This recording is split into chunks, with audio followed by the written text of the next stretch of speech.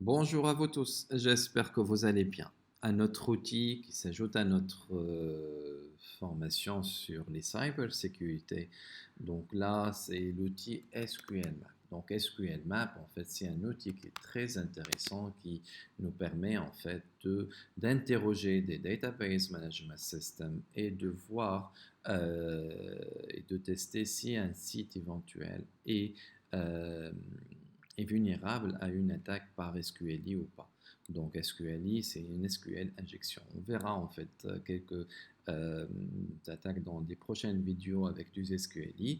Là, le but principal, c'est de pouvoir récupérer en fait les users, de récupérer les databases, de récupérer les passwords, récupérer les tables, les colonnes, interroger en fait cette base de données, énumérer en fait le backend et de voir en fait pas mal de choses.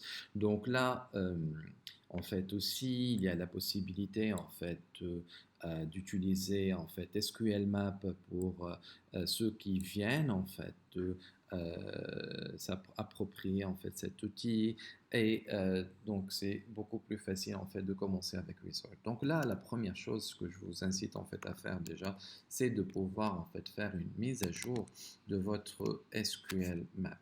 Donc pour ce faire, donc juste on les upgrade SQL Map et normalement, si tout va bien en fait, euh, et vous avez une version en fait qui est stable, donc là je vous incite en fait à vraiment tester votre outil, de voir si vous avez en fait la bonne version ou pas.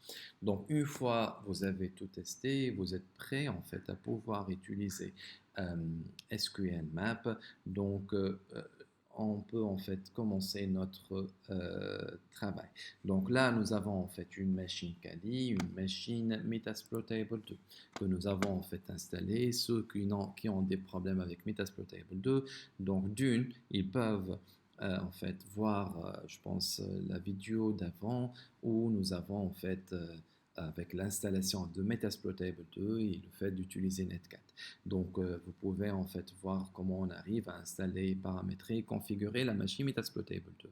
Pour ceux qui veulent pas en fait, qui ont un problème de ressources, ils peuvent pas en fait utiliser deux machines, voire euh, en fait ils veulent pas travailler sur des machines VM, mais beaucoup plus sur des Docker. La prochaine vidéo, en fait, on va essayer de voir comment on arrive en fait à pouvoir installer une image Docker de Metasploitable 2 et l'utiliser. On verra en fait avec varier en fait avec d'autres options de SQL Map avec une fois on a installé en fait SQL enfin une fois on a installé Metasploitable 2 avec Docker. Donc on va commencer notre travail. Donc là comme vous le voyez en fait donc la machine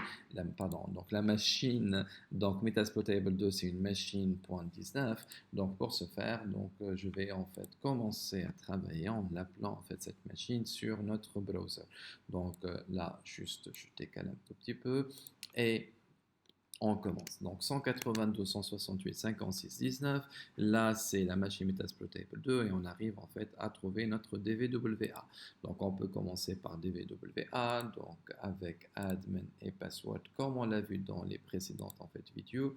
Voilà, donc password c'est le mot de passe. Et on va changer donc le niveau de sécurité de DVWA et allow, voilà, et on va commencer notre manipulation avec SQL injection. Voilà, elle est set low, SQL injection et on peut commencer notre manipulation. Pour ceux d'ailleurs, donc parce qu'on ne va pas le voir, mais ça va être en fait la même chose. Pour ceux qui veulent en fait varier, il y a en fait l'utilité en fait et ça nous donne en fait les injections SQLi et les European avec la OWASP, donc le projet OWASP nous donne en fait les 10 vulnérabilités. Vous pouvez en fait tester le maximum de vulnérabilités par rapport à ce qu'on va essayer en fait de faire. Donc le but principal en fait là de notre donc d'un Vulnerable Web Application, donc là c'est il nous donne en fait un input box et là je vais par exemple mettre n'importe quel login. Donc je vais mettre par exemple 789.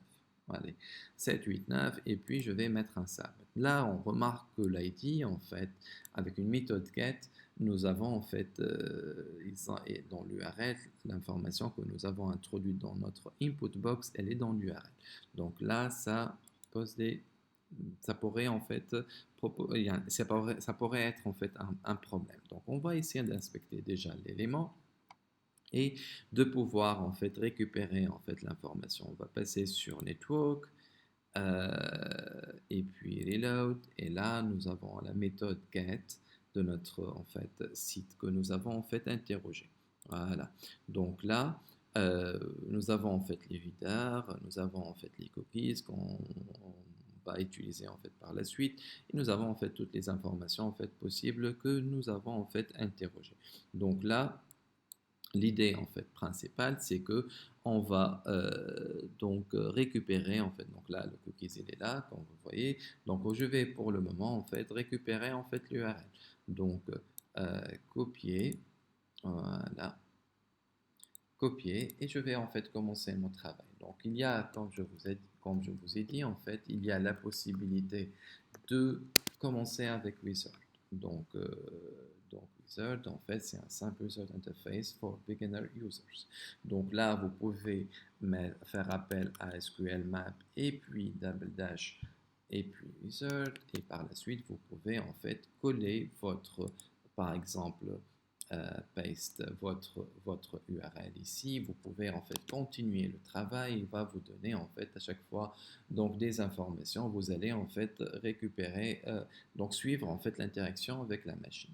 Donc nous, ce qu'on va essayer en fait de faire, on va travailler from scratch, on va travailler en fait donc directement avec l'outil donc SQL Map.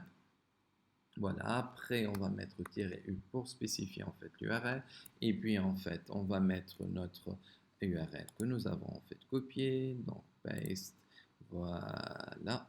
Et puis en fait, ce qu'on va essayer en fait de faire au tout début, on peut la lancer même sans cookies. Vous allez voir en fait au tout début. Donc là, l'idée en fait principale, c'est de récupérer en fait les databases, DBS. Voilà, DBS, et là, normalement, il va nous poser en fait quelques questions. Est-ce que vous voulez en fait, do you want to follow this site? Yes, why not? Ok, voilà, et puis là, il a récupéré, mais avec un security high. En fait, nous, quand vous avez en fait remarqué, désolé, donc c'est pas assez visible, mais là, security is low. Donc, on peut en fait spécifier la sécurité qui est là. On va essayer en fait d'utiliser en fait beaucoup plus les cookies que nous avons en fait voilà, dans notre URL, mieux en fait qu'elle soit en fait donnée par l'outil. Donc là, je vais revenir et refaire en fait la manip. Voilà, et puis en fait, on va coller en fait notre lien. Donc, paste, et on va le modifier légèrement. Voilà, donc on a dit en fait, euh, avec cookie, ça va être en fait, pardon, avec une option en fait cookies. Désolé, donc là ça rame un tout petit peu. Pardon. Donc ça rame en fait un tout petit peu. Donc cookie. Donc c'est pas cookies, il faut faire attention. C'est pas cookies, mais c'est avec un cookie. Donc juste avec un C minuscule. Voilà. Et puis on va mettre en fait equal, égal, voilà. Voilà. Et puis les double cotes, security allow. Et par la suite, en fait, je vais fermer les codes, et je vais en fait vérifier qu'est-ce que je peux en fait avoir suite à ce résultat. Pardon. Donc là, qu'est-ce qu'il nous dit? Voilà, donc voilà, il y a des codes en plus au niveau en fait. Alors, il y a des cookies. Alors, il y a une erreur quelque part, j'arrive pas en fait à la trouver. Qu'est-ce qu'il nous dit en fait? Starting cookie security low. Bien sûr, il faut ajouter le double dash avant cookie. Voilà. Une fois le tour est joué, normalement là, il va nous permettre en fait d'avoir en fait les différentes bases de données. Les différentes bases de données, il a détecté en fait cette base de données, il a carrément aussi détecté le backend en fait de cette database management system, c'est le MySQL. avec plusieurs en fait, les différentes en fait bases de données qu'on arrive en fait à pouvoir en fait interroger. Ok. Après, voilà, on va par exemple viser par exemple une base de données bien déterminée. Donc juste, on change en fait l'option avec -d, d majuscule. On va mettre coller en fait notre OASP et par la suite on va chercher les différentes en fait tables. On peut aussi ne pas avoir une interaction en fait avec donc avec la machine en s'appuyant en fait sur double dash batch. Voilà. Et là, ce qu'elle va nous donner en fait après, c'est les différentes en fait tables. Donc juste pour l'option en fait batch, c'est le default behavior, c'est-à-dire en fait on prend les valeurs par défaut. On peut même la passer en fait au tout début dans la première option. Là, ce qu'on arrive en fait à trouver, c'est 6 tables. Là, les credit cards, les accounts, on va essayer en fait d'explorer en fait les accounts au tout début, puis les credit cards pour voir qu'est-ce qu'on arrive en fait à pouvoir avoir dans cette base de données. Donc, en fait, après avoir eu les tables, donc là, juste au lieu qu'elles soient double dash avec tables, on va juste mettre en fait T majuscule avec un seul tiret, voilà, un seul tiret. On va par exemple utiliser en fait cette table-là, counts, et puis ce qu'on va par exemple chercher, c'est comment dire, les columns par exemple. Voilà. Oups, voilà, juste W, voilà, columns, donc juste ça rame un tout petit peu, c'est pour cela que donc il y a un problème, voilà, columns, et là ce qu'on va en fait avoir, c'est les colonnes dans la table accounts, ok, avec les CID, password, username, et plusieurs autres informations. Là, je veux en fait, par exemple, récupérer et dumper en fait. Qu'est-ce qu'on arrive en fait à pouvoir avoir? On va essayer de dumper et essayer en fait de trouver des informations. Regardez.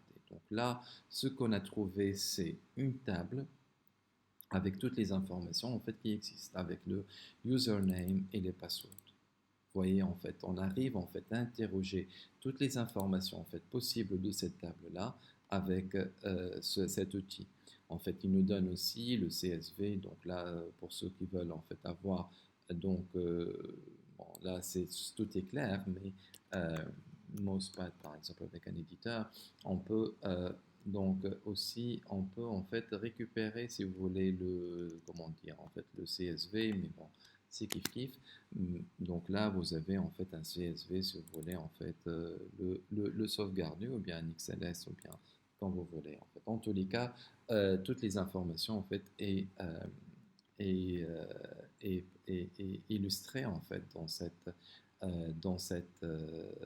dans ce résultat. Donc si on veut en fait avoir ou bien récupérer, j'ai oublié en fait comment ça s'est écrit, euh, celle des cartes bancaires par exemple.